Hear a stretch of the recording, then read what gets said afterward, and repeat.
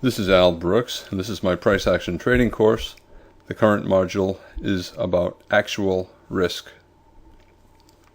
Remember the trader's equation, and you only take a trade if the probability of success times the reward, your profit target, is greater than the probability of failure times your risk. And you want it to be substantially greater if you possibly can find a trade that would allow you to achieve that goal. If you know the probability and the risk, you can calculate the smallest target needed to have a positive trader's equation. In other words, to have a positive strategy, a successful strategy. You should always assume that the probability is between 40 and 60%. And to have a profitable strategy, when a trade looks good, you assume it's 60% likely of being successful. When that's the case, you need a reward at least as big as the risk to have a profitable strategy. Worst case is the probability is only 40%, and when that's the case, you need a reward at least twice as big as your risk. So if you look at a setup and you say, yeah, it's a setup, but I don't think it's going to work, then you need a reward twice as big as your risk at a minimum to have a positive trader's equation. You can make assumptions about probability.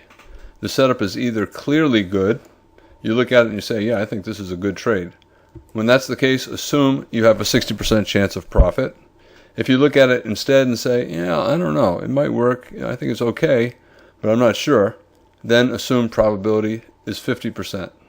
If you look at it and you say, yeah, I don't know, I understand the logic behind the trade, but I think it's probably not all that good, then use 40% for the probability. The initial risk, you make assumptions about risk as well.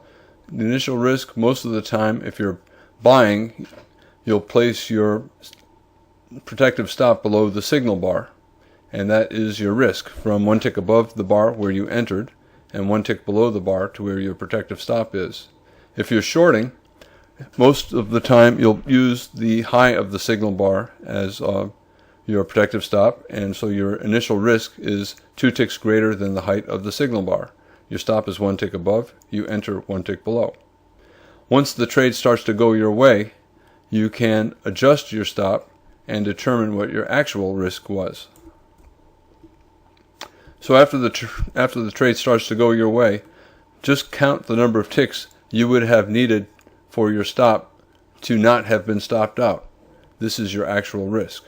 So if the market is, if you buy here and the market starts to go up, the lowest point the market went while you were in the trade plus 1 tick is your actual risk.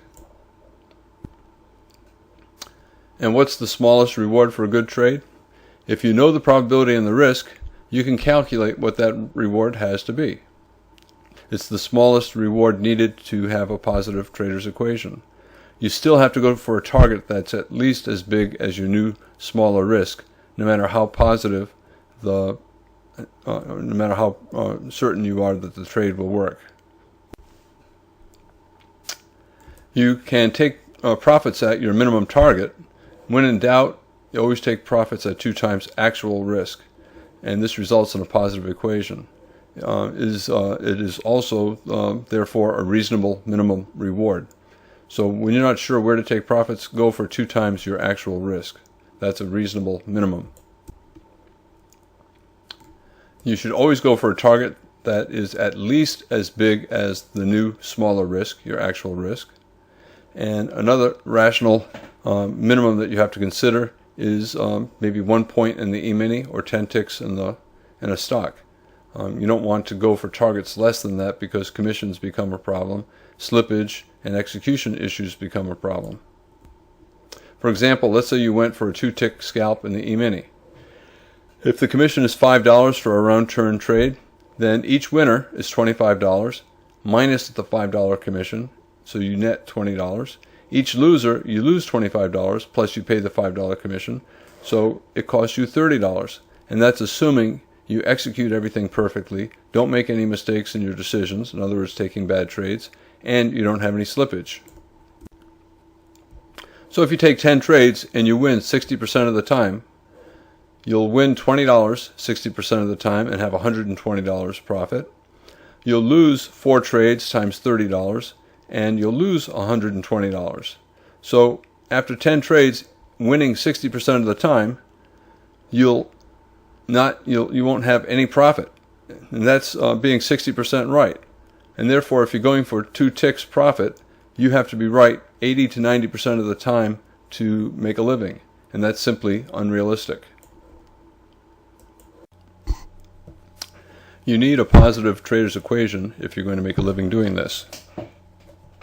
If you're taking a trade where the trader's equation is negative, you will lose money. And your target has to be big enough so that commissions are not too big compared to the profit. In general, you prefer to have commissions be maybe 5% of your profit. So if you're spending $5 round turn in the E-mini, you need to make maybe $100. You can make money on a 1-point profit target if the probability is high enough. Most traders should not be going for 1-point scalps in the E-mini.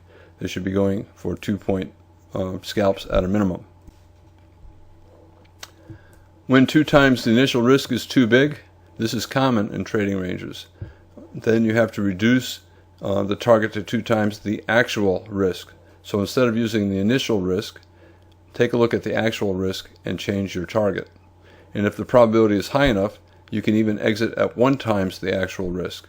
But for most traders, that I think is unrealistic. I think it's very difficult to make a living doing that unless you're an experienced trader. And even then, you have to make decisions very quickly. And you have to do it day in, day out, year after year. And I think that's beyond what most traders are willing to do. You can do it for short periods of time, but to try to do it for a career, I think it's too much. I think it's too much to expect most people to be willing to do that.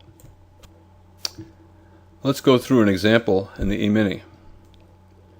Okay, at this point in the day, the market's been in a trading range. It tried to get above the high, turned down, went below the low, turned up, went above the high, turned down. It's now below the low and it's trying to turn up. And the move down had a bear bar, dojis, bear bar, bull bar, bear bar, bull bar. So trading range behavior. No series of bear bars. So the market probably will try to turn up here or soon. You see a very good looking bull reversal bar. 3 pushes down, 1, 2, 3, or you could argue it's a high 2. There's a high 1 triggering above this bar, or you could say this is a strong first leg down, and then we have another leg down. It doesn't matter. If you call it a high 2, a high 3, it doesn't matter. What you see is a strong bull reversal bar, new low of the day on a trading range day. The decision is whether or not this bull bar is strong enough to reverse this bear breakout bar. You might decide to wait for a second signal, and in fact you would have gotten one here, but at this moment you would not know that. Alternatively, you could simply buy 1 tick above the high of this signal bar and use a wide stop, maybe a measured move down here. And if you did, you would not have been stopped out when the market went below your original signal bar. So at this point, the market goes below your signal bar. Many traders would buy more right here if they were not stopped out. If they were stopped out, they would buy anyway. So this is a fairly high probability buy signal. It's the second reversal from a new low of the day on a trading range day, and both signal bars were strong. So this is, I think, a highly probable trade. So you'd look at it and you say, okay, 60% certain that if we get above this bar, we'll go up at least equal to my risk. But what is your risk? Your initial stop was down here. It's unlikely you're going to get 1 time your initial risk because that would be way above the high of a quiet trading range day. On the other hand, as this bar is forming, when the market's up here somewhere, you'd say, okay, this is a bull breakout, a good looking entry bar. So I'm not going to use my initial stop down here. I'm going to move my stop up to 1 tick below the low of this second signal bar. So your actual risk, had you bought above this bar and went long right here, your actual risk is from that entry price down to 1 tick below this second signal bar. 1 times that actual risk is up here.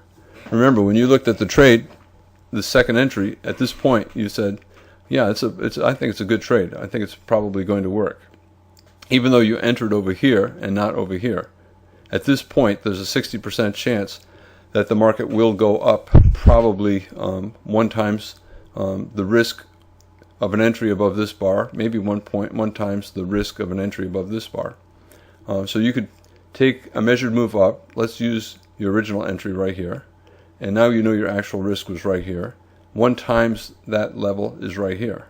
So you could place a profit-taking limit order to exit your long for a scalp at this level, and you would have been filled. So if you bought over here, you take profits over here at 1 times the risk.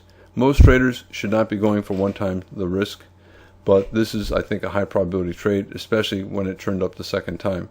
And had you decided that you were going to take the trade, given that the probability was high that you would be successful, you could get out at 1 times your risk, the actual risk, not the initial risk. The initial risk was all the way down here. Here's your entry price, so the initial risk was from your entry price all the way down there. What happens when the actual risk is actually very small? Don't adjust your target based on the actual risk, because it'll be too small for the market conditions. You have to use some other method to determine where you should begin taking partial profits. One is you could go for a partial profit based upon your initial risk. If the probability is high, maybe 1 times the initial risk and start taking profits. If the probability is high and the trade looks really strong, you'll want to exit with more than just 1 times the initial risk, maybe 2 times the initial risk, or maybe exit based upon some support or resistance. If you're shorting and it looks like a very strong setup and the support is way down here, and that's 3 or 4 times your initial risk, that's a reasonable location to take your profit. So you're basing it not on the initial risk, not on the actual risk, you're basing it upon the price action. Here's an example. A very strong bull breakout, a gap up, very strong first bar of the day, very strong second bar of the day, strong bear bar, but we couldn't even trigger a pullback. So we have a strong bull inside bar closing on its high tick. You get filled on this bar 1 tick above the high of the signal bar, and then the next bar of the market went up. Your actual risk, let's say we're at this point and you're looking at actual risk, it's only right here. So your actual risk is from your entry price to 1 tick below the entry bar. 2 times your actual risk is right here. It's not even at a new high of the day, right? When you see a huge breakout like this, you know that the odds are probably 60 or 70% that the market will go up to a measured move based on the height of the spike, from the open of this bar to the close of this bar. So somewhere up in here, probably 60-70% chance the market will get there. And if that's the case, you certainly don't want to be exiting at 2 times your actual risk right here. So you have to use some other logic to find a place to begin to take profits. You could, here's your 2 times actual risk, do not exit there.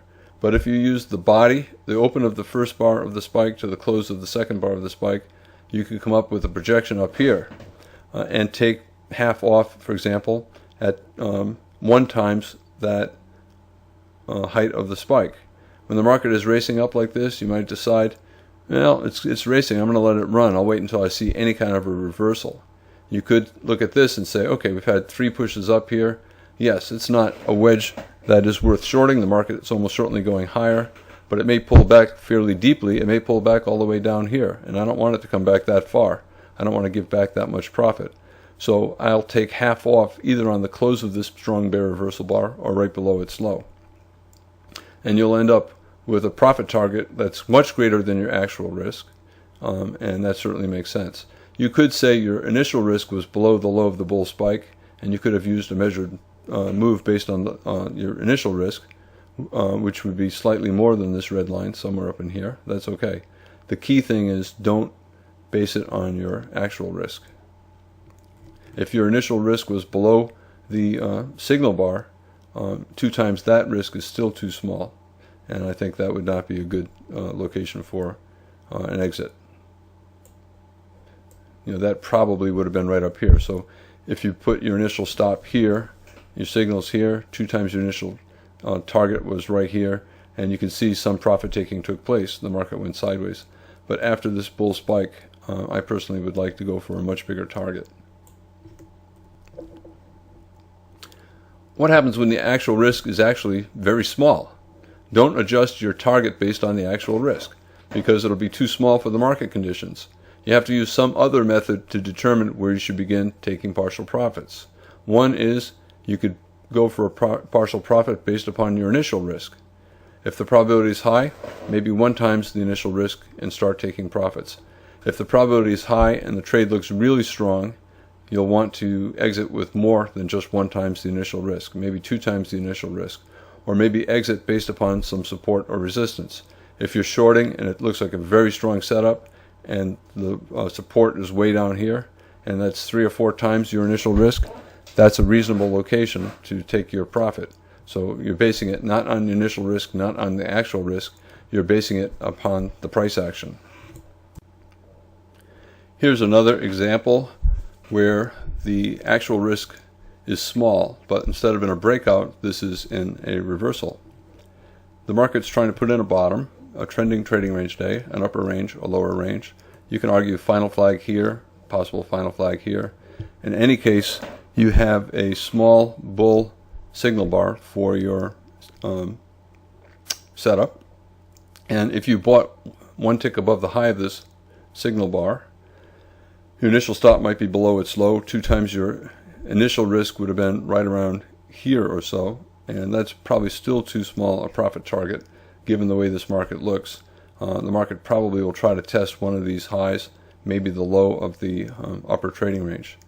Your actual risk, you'd know it when the market started to go up. So maybe on this bar as it's going up, certainly by the close of this bar, you could calculate your actual risk, right? And your actual risk is from the low of your entry bar and to 1 tick above your signal bar. Had you had a stop at that price, you would not know this in advance, but had you had a stop at this price at the time you entered, the market would have missed your stop by 1 tick and then rallied. So in hindsight, you'd know that your actual risk was very small right here. And as this bar was forming, if you exited at 2 times your actual risk, you would have gotten out right here. And to me, that's unrealistic given this market, the bars to the left.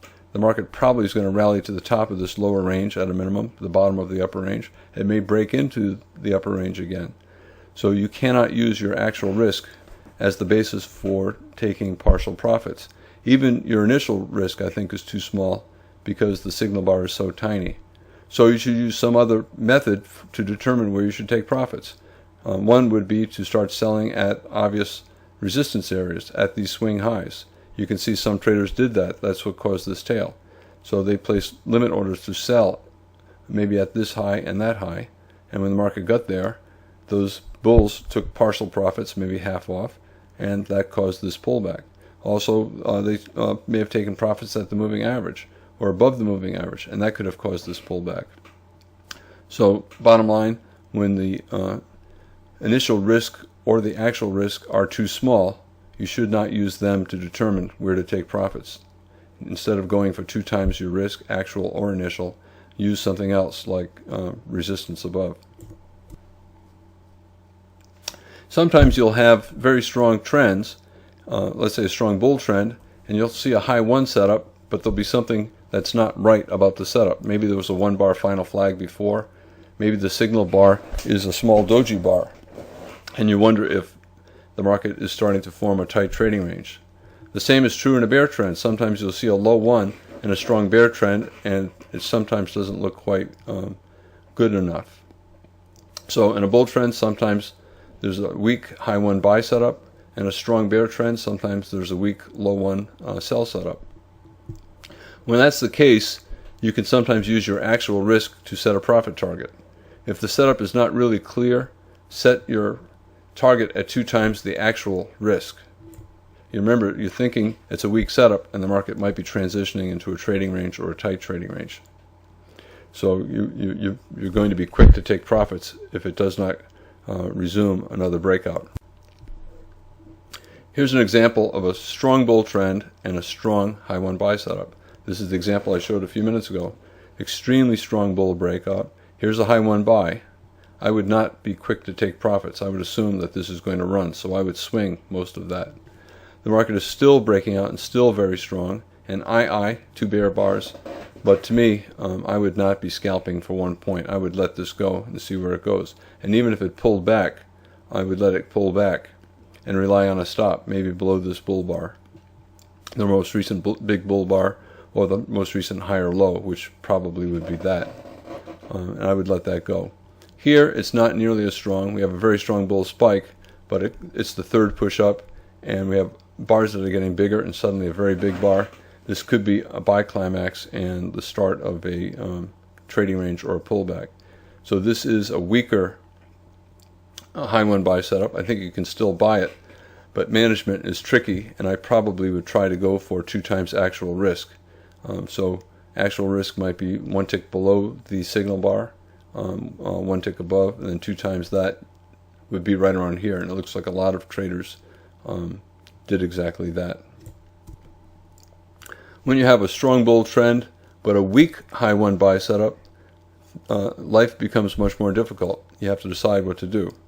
Here we have a bottom and an extremely strong bull breakout, and now the bars are even getting bigger. These last 2 bars are extremely big, but look where they're going. They're going right up to a prior high, a high from the day before. So it might simply be a buy vacuum testing yesterday's high, and therefore a buy climax, and there might not be more follow through. If this bar closed way up here, then I would say, yeah, we broke way above these bars, and I'd be much more inclined to buy a high one up here.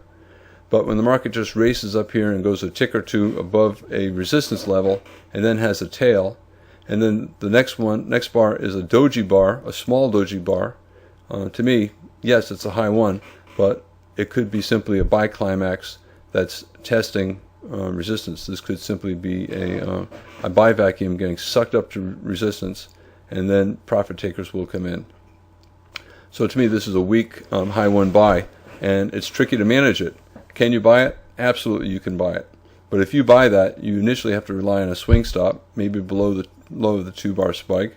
And if I were you, I would trade small and look to add on at a location where traders might have protective stops. Traders might have stops below the low of the bar. So that would be a good place to add on and maybe risk 2 or 3 times that, or keep your initial stop down here. But then I would also be thinking about, if the market does not go my way quickly, getting out at break even. All right, so here the market went up again, but quickly turned down in a 2 bar reversal. It went 1 tick below. Okay, so at this point, I would be hoping that the market comes back up high enough so that I can get out break even. At this point, after this strong bear bar, I probably would not be trying to get out around my original entry price, 1 tick above the high of that bar. I probably would look at my entry price, look at my add-on, and try to look to get out around the midpoint, and I probably would have gotten out around here at break even. So even though there's a very strong bull move, there's a weak high one buy signal bar, and it's at resistance. In general, I don't want to buy high ones after buy climaxes, and I certainly don't want to buy high ones right below resistance after a buy climax. But had I bought that, I would have managed it similar to what I just said. So just seeing a high one after an extremely strong bull move is not reason enough to buy. Here's a high one in a bull trend, and the probability is good. And when the probability is good, you can exit at 1 times your actual risk.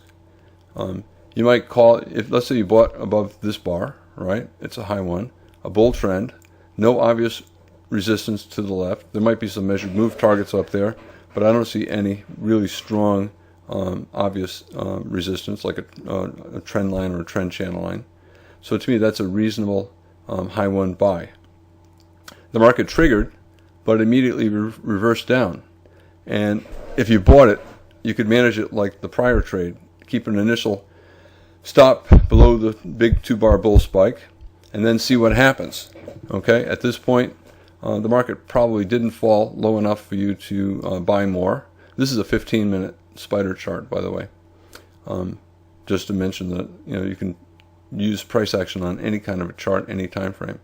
All right, so once the market started to turn up a second time, then we have a high 2 buy.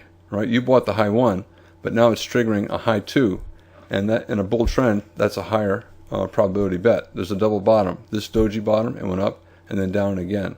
So at this point, as the market goes above this buy, you realize that the probability is high that the trade will be successful. At that point, you can say, okay, high probability, I can exit 1 times risk. We're getting dojis here. We might be entering a tight trading range. So I don't need to hold for 2 times risk since the probability is high. So at that point, you could try to scalp out for 1 times the risk and take profits right here. A lot of traders, if they did not buy the first time, they would have bought the second time because it's a high 2. Many traders who bought the high 1, if they see a second signal, they'll buy more. And since the second signal is higher probability, they could exit for a scalp at 1 point. Here's a bear trend, a strong bear trend. You can argue, well, Al, it's really a channel, and therefore it's not a strong bear. At this point, it is a strong bear. We have a breakout, and here's a low 1 short. And it's a pretty good low 1. This is a strong low 1 short. I think that's a very good one to take. However, look at this one right here. Okay? This could be a 1 bar final flag. We have a possible reversal here. And then we have this signal bar here. This very small bar is a signal bar, and it's a doji. So we have a doji here, and small bars here. The market might be evolving into a tight trading range. So to me, that's a weak sell setup. If you took it and you were thinking, okay, it's a bear trend, I'm going to short anything for any reason, you probably would be using a swing stop, which would be maybe up here or maybe even up here. And at the moment you took the trade, your stop is somewhere here or here. And then you have to decide what to do. At some point, you decide in here that, yeah, the trend is resuming. So maybe with 4 consecutive bear bars, even though they're small, you might decide, okay, I think the trend is going down. And at that point, you know that your stop is going to be above this high, your new stop, and your actual risk was from the entry price, 1 tick below the low of that bar, to 1 tick above the high of this bar. And the probability is good at this point. Here's another weak low 1, but let me deal with this one right now. Okay, so as the market is going down 3, 4, 5 bars, you believe the trend is resuming, so you know your actual risk is right here. And you could either take part off at 1 times actual risk, or you could go 2 times actual risk. If you think, well, maybe the probability is 50-50, then go for 2 times actual risk. Here's a similar situation. If you shorted this low 1 below 2 bull bars after consecutive sell climaxes, sell climax here, sell climax here, sell climax here, and the market might be starting to correct. Initial stop above the spike. Okay. Once the market started to turn down, here all you need is 1 or 2 big bear bars to believe the market is resuming. You'd move the stop from above the most recent higher high or the top of this new bear spike to above this lower high. I said higher high, I meant lower high. Anyway, as the market's resuming down here, you tighten your stop over to here and you could calculate your actual risk. And your actual risk was from your entry price, 1 tick below this bull bar, to 1 tick above this lower high. And you could say, okay, when I took the trade, I'm not all that certain. When I'm shorting here, I'm not all that certain. I could go for 1 times risk and be happy to get out. Or I could say mathematically, I took a lower probability trade. I should go for 2 times risk. It's a strong bear trend day. I don't want to take profits too soon. Maybe I'll take profits at 2 times risk. And you can see what happened when it reached the 2 times risk area. There was a pullback. So you are not alone in taking profits in that area. That is the end of my module on actual risk.